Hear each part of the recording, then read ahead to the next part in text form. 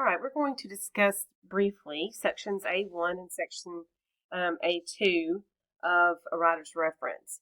I just grouped these together because A2 is really quite a repetition of A1. It's just the difference in looking at written text versus multimodal texts. So let's just look at how A1 is broken down. So it has 5 key sections, and A2 also has these sections as well that you'll see at the end. So the first one is to read actively. We'll talk about that. Outlining the text key points for better understanding, summarizing, analyzing, and then composing the analytical essay. So when we are talking about reading actively, this is being engaged with the text. Anytime you approach any written text, you should preview it. So always look at who the author is, look at the length of the text, see if there are any subheadings, just get a feel for the actual article or whatever it is you're looking at before you actually get in and read it. And then we want to annotate it. So annotating is a bit more than just highlighting, words. We want to engage. This is the true engagement right here. We want to ask questions in the margins. We want to, if something stands out to us, we want to make note of it.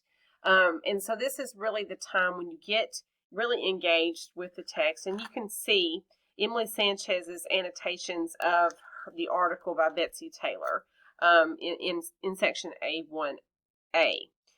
So kind of pay attention to how she works that particular article and think about that as you work with your own article.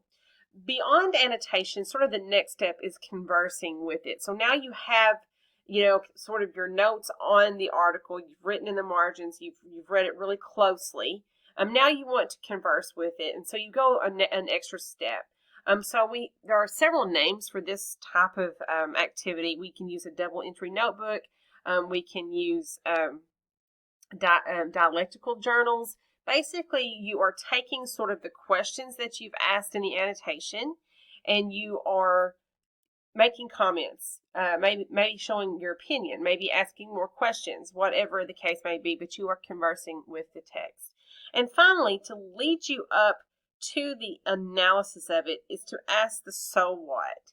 You should be able to form an opinion or a judgment on anything that you read. And so it's important that you ask, why? What is this author's purpose? What is this author's thesis? Why does it matter?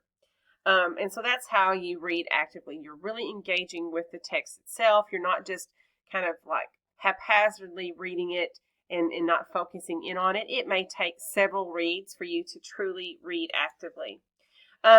One recommendation for helping you to comprehend. So there are some people that do struggle with reading comprehension a bit.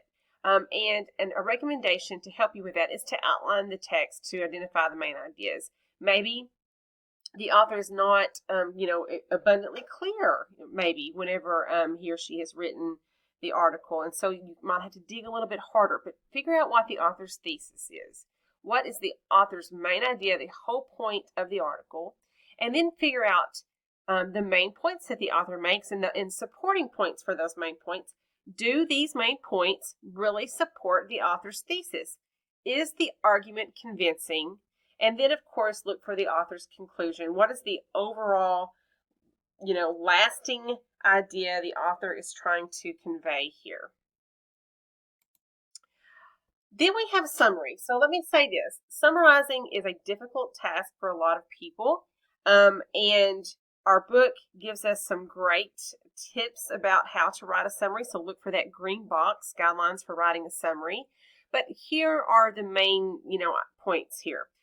A summary is a condensed version. So you're going to take a whole article and get it down to like a paragraph, as you can see Amelia Sanchez does in A1. You want to only stick with the author's key points, and there are no opinions mixed in with the summary. Summary is just relaying the author's intended meaning, intended points. You maintain an objective third-person point of view, but summaries are in your own words. So you're shortening it, putting it in your own words. We want to quote very sparingly when it comes to summaries, because the whole idea is to get the information out in a shortened version.